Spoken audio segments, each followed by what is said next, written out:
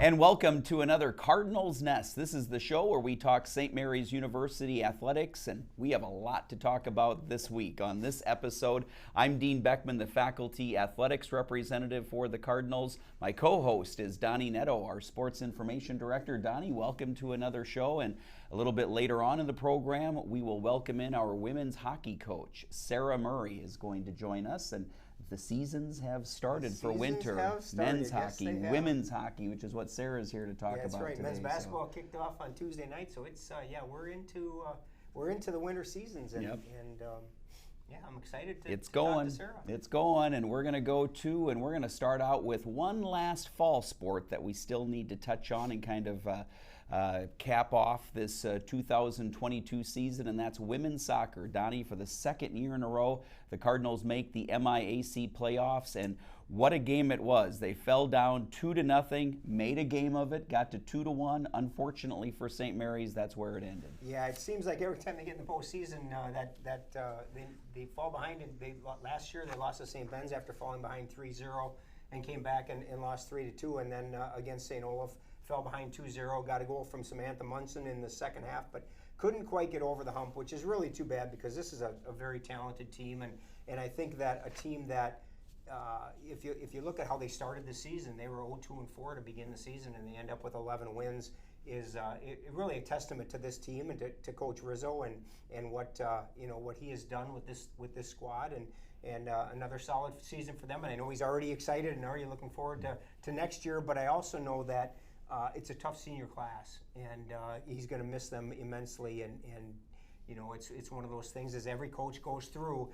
You've got to replace those seniors, and he had an outstanding senior class this year, and is certainly going to be missed. And I can officially say this because by the time we're done taping, this will have been released. Men's soccer, Daniel Sessler was an honorable mention All-MIAC pick, so congratulations to Daniel for representing Cardinal men's soccer on the honorable mention all-conference team, which is a great honor for him. And he had a phenomenal season and certainly was deserving of that award. Yeah, no question about that. Back on the women's side, it was a well-balanced team, right? They weren't blowing teams out by scoring 5-6 goals a game, but at the same time, they were scoring enough goals to always give them a chance. And Alexis Wynn, of course, was so good defensively, as were her teammates. They were always in every game. Yeah, and that's the thing. You put somebody like Lex in goal, and you're automatically in every game because she's that good. And I mean, there was a reason last year she was the reigning Defensive Player of the Year. She is an outstanding goalkeeper, and certainly one of those that they're going to miss. But you put her in goal, and all of a sudden every game is going to be a one-goal game. I mean, she had seven shutouts this year. As a team, they had 9 shutouts. So defensively, they are outstanding. And I think that as balanced as they were this year, and you're right, and Hattie Falkman led the way with 5 goals. And the reality is as we've talked many times, offensively they have to get better because you can't keep playing where you're scoring 1 goal a game or maybe 2 goals a game because you've got to be able to generate some offense because a team scores 2 quick ones on you and all of a sudden you're like, man, are we going to be able to score 2 goals in a game? And so that's important too. In that I think Coach Rizzo needs to build the offense a little bit so that as balanced as they are, that's the great part. But I think you need people that you can rely on that are going to put the ball in the back of the net. And while they had several people that had goals, you didn't have that one person like they had the year before that could really be that striker that you could rely on that's going to score no matter what. All this talk about goals is getting our guest speaker, Sarah Murray, the head coach for women's hockey, kind of excited because she wants to get on and talk some hockey, which we'll do in a little bit. The problem, though, is all those goals we're talking about is driving our producer nuts because as a goalie, he doesn't want any of those right, goals. A.J. Ruskowski, our producer, the men's hockey goalie. Yeah, he doesn't like to hear that, but well, he's producing, so he can cut that out later. That's true, yeah. Let's move on now to our winter sports and men's basketball. Donnie, they had an exhibition loss at Winona State, crosstown rival, which prepared them for the season opening game, the one that counted, which they had a double-digit victory at Crown College on Tuesday night. Yeah, great start for the Cardinals, and I'm sure Coach Fano is is very pleased with the way they played. They really came on in the second half. They were up by 1 at halftime, 39-38, and they end up winning 81-69. So a good second half for them. And you know, we're going to say his name every single show we have. Raheem Anthony, what an outstanding first game of his senior season, 28 points and 11 rebounds for a double-double.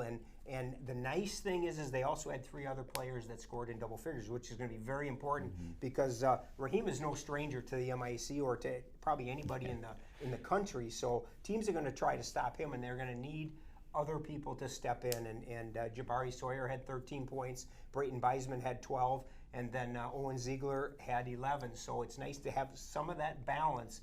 And I think that you know, Coach Fano is certainly, if you ask him, he's going to say, well, we got a lot to do, and you know, we need to work on this, and this. But for a first game, I think he's got to be very pleased. 81 points is a great offensive showing, and to hold their opponent under 70, I think is something that he should be very happy about as well. Great test this Saturday against Augustana in their next game. Yeah, I think the other thing with that game against Crown College, it showed good adjustments at halftime because it was only a 1-point game at halftime, so it could have gone either way, but the Cardinals came out victorious. Yeah, and I think that the nice thing that I saw in the game was, you know, Crown comes out to start the second half and scores 6 straight points.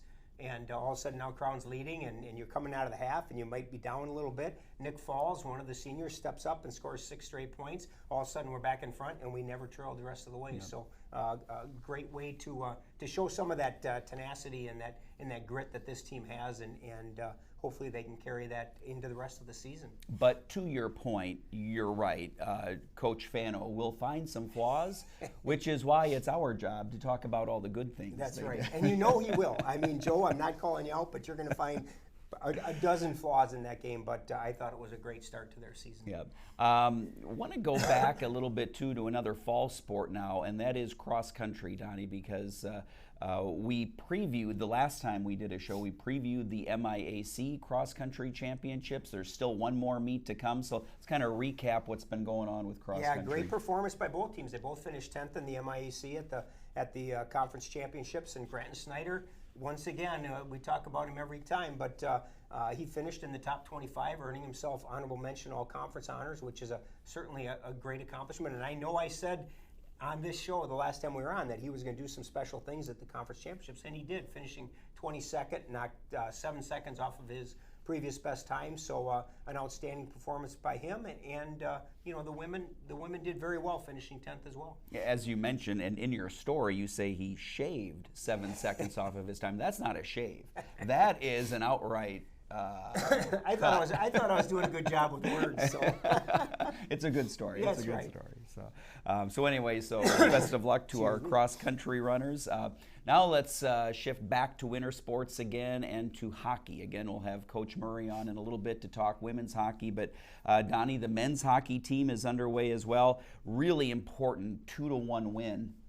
Their last time out against Hamlin is that got them to 1-2-1 overall. Now got that first victory, which is always the most difficult. So to get that out of the way early here was important. Yeah, and I think that what's really interesting is that both of those games against Hamlin, I mean, what a crazy weekend. Both games were decided in the last 3 minutes. Mm-hmm. You go to the Friday night, we lose 3-2. We were actually up 2-1 with 3:33 left, and Hamlin comes back and scores 2 goals in that final 3 minutes to take the 3-2 win. You go into Saturday, guys could have been down, but no, they battled right back. All of a sudden, they gave up the first goal, and with less than 2 minutes left, they're down 1-0, and they scored 2 goals in the last 2 minutes to take the 2-1 win. So I think that I talked to Coach Reska this morning, and he said that if they could bottle the way they played on Friday night, and just have them play like that every single night, they'd be world beaters. And he said they played really, really well and had a late game letdown, but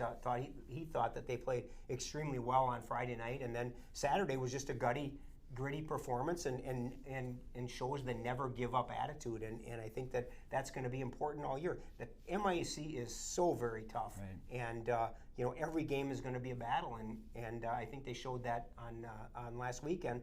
And came away with a split. Yeah, that split Saturday, is a good thing. it is, and that Saturday game was kind of a must-have, even though it's early in the season. No question about but I it. think everybody kind of felt that way, so it was great to see them get that win. I was talking to one of the players, and it wasn't AJ, but he said he's never seen 2 games back-to-back like that were almost the exact same game, just with differing outcomes. Yeah, and that's the way the MIC is, and it's going to be. I think it's going to be that way no matter who they play this year, whether it be conference or non-conference. Every game is going to be an absolute battle from start to finish. And we always talk about home ice advantage, and everybody thinks that the home ice advantage at St. Mary's is because we play on a bigger sheet of ice, which is true. But I think our fans are our biggest home ice advantage. They've been phenomenal, it certainly is a raucous atmosphere and exciting to, I'm sure, for the guys to play in front of, and they probably look forward to playing those home games, and they've got to continue to produce. They can't think that, hey, we're playing at home, got great fans. If they don't play the game that they're capable of playing on the ice, they're not going to come out with a win. This is the Cardinals Nest. We're coming to you from the Jerry and Pat Pappenfuss Multimedia Lab in Aquinas Hall on the campus of St. Mary's University. And before we bring Sarah Murray in, let's take a look at this upcoming weekend schedule, Donnie. We've got women's hockey, men's hockey all in action. Tell us what's going on. Yeah, it's a busy weekend. As we talked, we had men's basketball that had already played on Tuesday, but then this weekend, the men's hockey steps out of conference play, and they've got Stevens Point on a Friday afternoon matinee game at 2 o'clock, and then on Saturday they play UW Superior. And on the women's side, you've got 2 games against Hamlin as they open up their conference season. And then we mentioned cross country at the MIC Championships 2 weeks ago. Now they close out their regular season with a final meet at it's in Northfield. It's the NCAA North Regional Championship. So a very important one for them, and I look forward to seeing some very solid performances from them.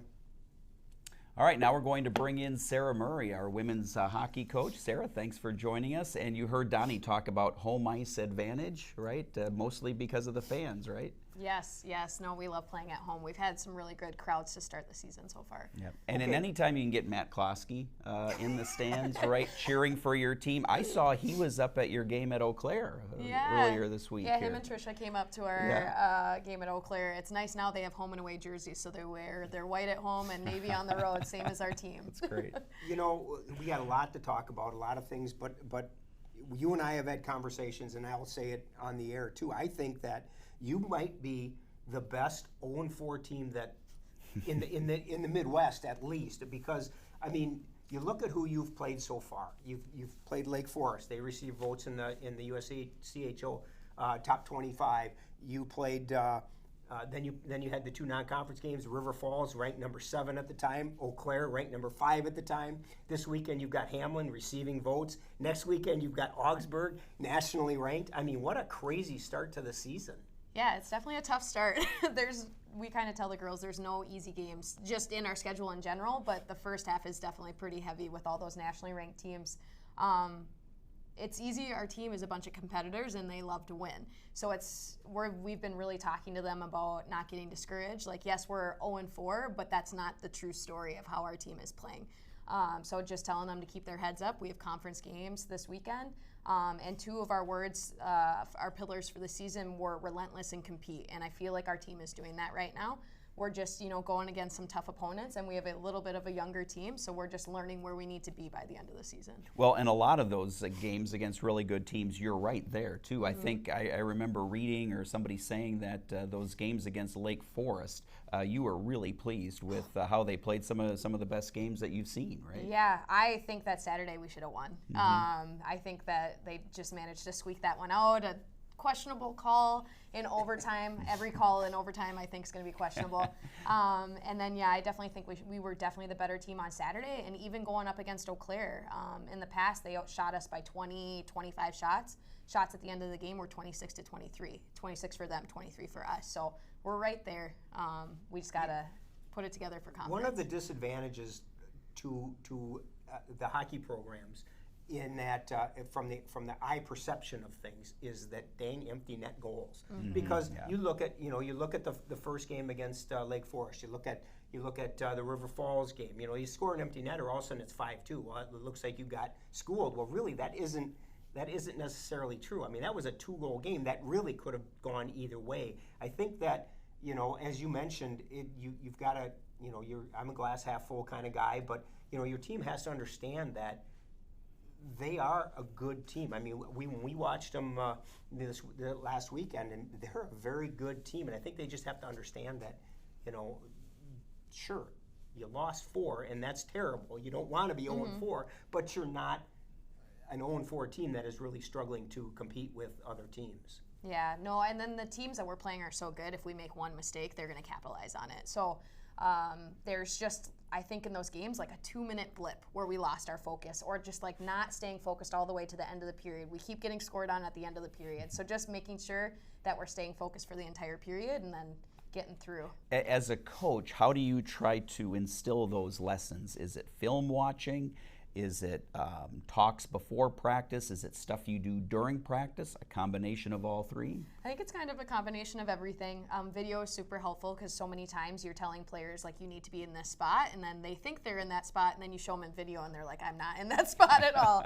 And then just talking to them and getting their feedback too. When we went out in the 3rd period against Eau Claire, we went around the locker room and we're like, okay, 3rd period, we have nothing to lose here. What is one thing that everyone's going to do to help this team be better in the 3rd? And we came out and we had an incredible 3rd. So we put ownership on the players. It's a combination of us talking at them and doing video, but also them having feedback too.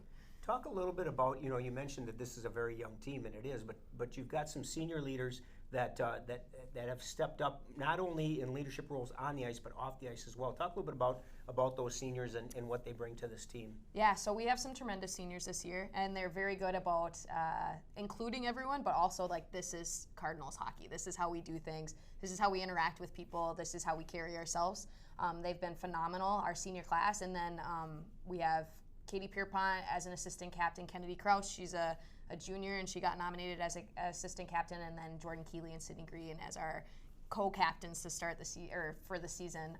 But yeah, they're just an incredible group, and they've been really helping. Our team is young. We have 16 sophomores and freshmen on the team, and we need to have good seniors to help bring those players along. You know, one of the, I think, hardest things about being a coach is every year is so different from a chemistry standpoint, right? So talk about what kind of goes through your head and your assistant coach, Cassie Peterson, her head, as far as preparing for the season and trying to build that team chemistry a little bit and kind of figure out what you have and what that's going to be like. Yeah, so we do a lot of work in the recruiting process. Our whole mantra for recruiting is we want to recruit good people that happen to be good hockey players, and we really rely on our current players to help with that. So everybody knows everyone in the hockey world, so we can ask the players, what do you know about this player? And they'll tell us the truth, like, she causes drama on her team. Probably not going to bring her in. So they do a really good job helping us recruit, and then even when we get the players on campus for a visit and they do an overnight, the players will let us know, I don't think she's a good fit, or she's a really good fit. So recruiting is a huge piece of that, but then we also like to do a ton of volunteering, a ton of team building activities. We camped in the rack this year because it rained, and last year it rained, and we didn't hear the end of it when we went camping. So we try to do a lot of team building, volunteering, just things outside of the rink where they're hanging out together. And they do a good job of doing non-coach mandated activities together. They do taco nights, different things like that. You mean you mandate things? Yes, mandatory fun. Well, I was going to wait to touch on it, but since you brought it up, talk a little bit about, I think that our athletic department does a phenomenal job of giving back, of volunteering, but I think that the women's hockey program kind of leads the way in that. Talk a little bit about why you think it's important, and then some of the things that you're doing to give back to not only our community, but the surrounding area as well. Yeah, so we really like the volunteering piece because rather than talking at the players about gratitude and lessons that can be learned and having them keep a gratitude journal, having them go out in the community and interact with people that maybe don't have as much as they have is a lot more of a learning experience than us talking at them about it.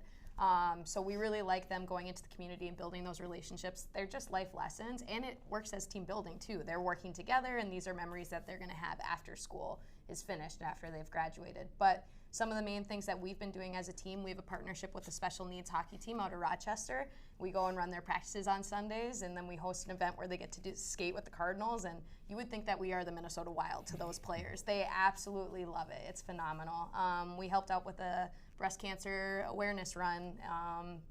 We're helping with Winona Youth Hockey, the Humane Society, kind of anything you can imagine. Our players are out and involved in the community, and they like to do it. Like, we don't feel like we're forcing them to do it. They are excited to be in the community and excited to help out, and I think by default, we get more fans at our games because our players are present in the community. Do they come to you with ideas once in a while for community support type of things? The special hockey ended up being part of like a character grant that was offered to the athletic department, and our team worked together to come up with a proposal to eventually start our own special hockey team based out of our rink, because we have a lot of ice availability. So then we started that partnership through that. So our goal long term is to have our own Winona special hockey team that is coached by our men's and women's hockey players. But yeah, players will come to us with ideas. We'll find things in the community, and then the athletic department and just the university as a whole is great for involving us and other sports teams in the I think it's volunteering. really important what you said too, in that the athletes, not only yours, but I think throughout our department, they don't feel like it's a burden. It's something they have to do. They actually want to do it. Yes, we pride ourselves in having all these volunteer opportunities, but they actually look forward to doing them, not like it's a job or a chore or something they have to do, but that's something that they really want to do.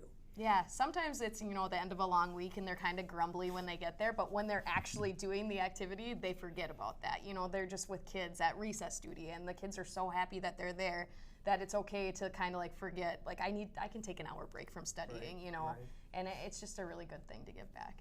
As we kind of get back to your team now this year, Sarah, and kind of look at the games ahead, what are some areas, some specific things that you need your team to improve on a little bit, without giving away trade secrets to our opponents, of course? But yeah, so biggest thing for us right now we're focusing on is special teams. Right now our power play is sitting at around 9%. Our goal is to be at 20. 20 is ambitious, but that's where we want to be. Our penalty kill is sitting around 84, 85%, so it's sitting in a pretty good place. So definitely working on special teams, surviving the period, making sure we're staying focused for those last 5 minutes. And just definitely getting some more scoring opportunities. And when we have the puck in the slot, we got to score.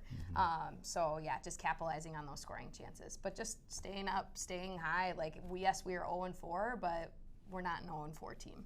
Well, and I've noticed in some of the men's games too, those last 2 to 5 minutes of a period, just when you think, you kind of have the period figured out, things explode, and they can go really well or go the other direction. Why do you think that is? What are some reasons for that? I think you think 2 minutes isn't that long. So you're like, you have the lead, you're like, okay, it's in the bag. And then on the other side of it, you're like, we have 2 minutes, we have lots of time to score. So Right. I think it's different perspectives on it.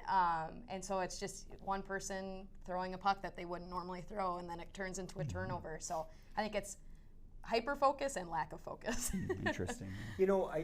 We talk about the youth of this team, and I look between the pipes. We've got your most experienced person in Jordan Keeley, and then you've got Celeste Rimstead, who has played a couple of games. Talk a little bit about your, I guess, I don't want to give away trade secrets, but your plans with the two of them, and what you've seen from Celeste that you've liked. Yeah, so I think plan right now is to keep alternating. Celeste needs to get more game experience. But yeah, right now we're going to alternate until one kind of steals it. I feel like right now we're still getting into back-to-back game conditioning.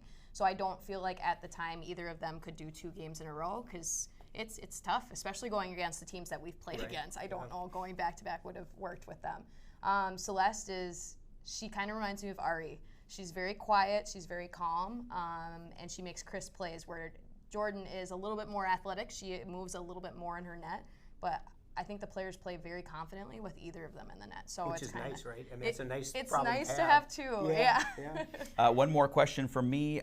You talked about the back-to-back games. How does that work with the skaters? Have you had to adjust anything from a coaching standpoint, lineup standpoint, to sort of give them a little bit of a break? Yeah, so it's tough as a coach. When you lose, you automatically want to look at your lineup and blow everything up and put everybody with different players, because you're like, something's going to spark, and it's easy to panic. But then we reflect on the games and we're like, actually, we didn't play bad. There were 4 minutes where we weren't great, and so then it's like as soon as we start panicking and changing the lines, then the players start panicking. Sure. So we've really taken a step back and like haven't reworked the lines too much. We've been trying to get the players in that don't dress on game 1. We try to get them in for game 2. We've been successful with that. But yeah, just kind of keeping the composure and knowing like as soon as we start panicking, the players are going to start panicking. How Donnie, nice! one more? How nice is it this year, as you just mentioned, being able to shift your lineup a little bit so that people that didn't dress in game 1 may be dressing in game 2. I mean, the depth that you have this year is so much better than you've had in the past. Yes, and we started last season with 31. So it was really hard to get 8 people into the lineup. So we definitely have more depth this year. Like, we can put anyone in the lineup and we don't have to worry about it. All right, Sarah Murray, head coach for the women's hockey team here at St. Mary's. Thanks for joining us. Good luck here. Thank you. Thank you for having me. Of course. So, all right, that's going to do it for this Cardinals Nest. We'll be back with more, so tune in again. Thanks for watching.